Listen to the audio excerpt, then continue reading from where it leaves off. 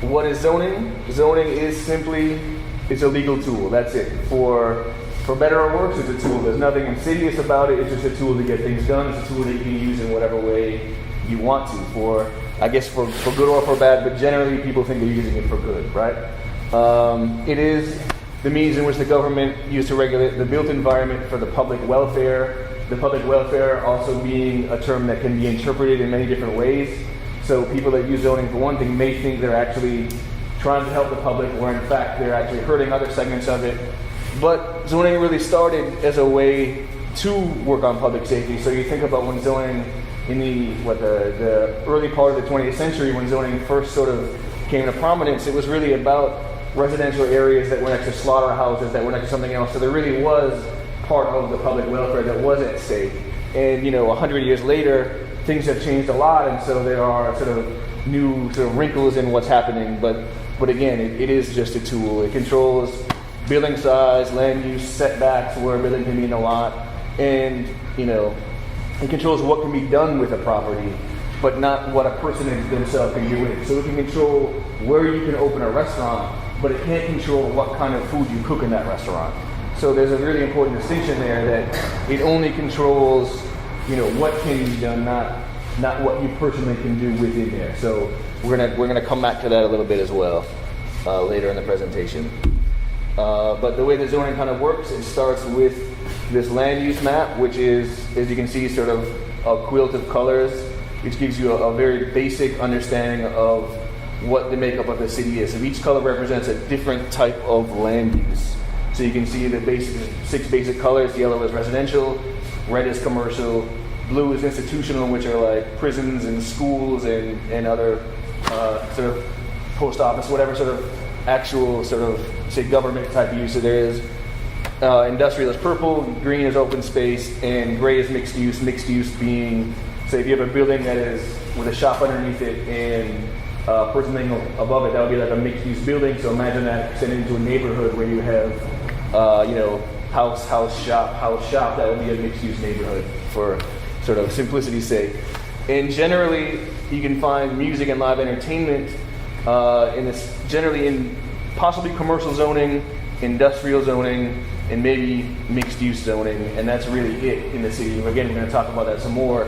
Where live entertainment can be in the city is actually extremely limited right now, and it changes in the new CZO, but it's surprising how limited it actually is. And so here's just a partial list of things. I literally sat down and made this off the top of my head, bars that have been in venues, locations that have been impacted by this since '77. So the Fado Do Bar, we talked about. Tyler's Beer Garden immediately had problems with neighbors that had the zoning, so there was a zoning problem.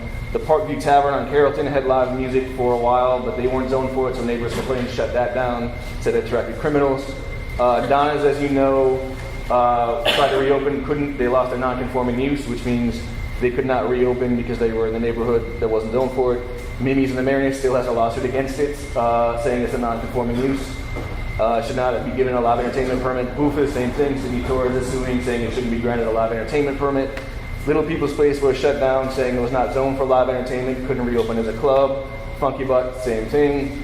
Joe's Cozy Corner, after that was shut down, it couldn't reopen as a club because it was not zoned for it. So again, Cafe Angeli, after Katrina, people were having shows there, complaints from neighbors, shut it down. And I can go through the whole list, but it's literally the same thing every time, and this is just a sampling of the way it's impacted the culture and the music of the city as well. But I want to talk a little bit about the zoning ordinance itself and what our actual couple recommendations are. So, and then we can go back to discussing sort of issues at large if we'd like. But recommendation number 1, and I think this is really important, is to remove all references to sound in the zoning ordinance, which includes references to amplification, number of musicians, types of instrument. All those things should not be a part of the zoning ordinance. They're not involved with zoning. They're a restriction that should be either not at all in the case of types of instruments, but anything else. Sound level is covered by the sound ordinance, period. Zoning doesn't cover sound. It shouldn't be covering any issues to do with sound. It's a separate issue. Recommendation number 2 is to keep the addition of live music in restaurants by right and extend that to the French Quarter. There's no reason to sort of exclude in the French Quarter. And this is fundamentally, it's an economic issue. you're creating so many more jobs for musicians by allowing this to happen. Jobs that would not otherwise be created. And as you know, musicians are celebrated in the city, but paid extremely poorly generally. So why would anyone be blocking opportunities when we talk about job creation? We talk about the unemployment rate, particularly for black men in the city. We talk about all these things, but now we're going to actually do something about it, and now people are actively trying to block it. It makes no sense, and it's a social justice issue as much as it is an issue about the culture.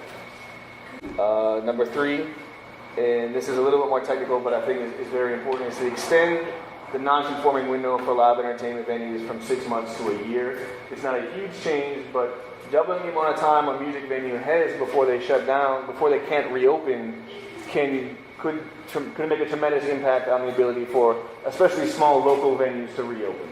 And so allowing them 6 more months could be the difference between another venue being shut down and a venue being open.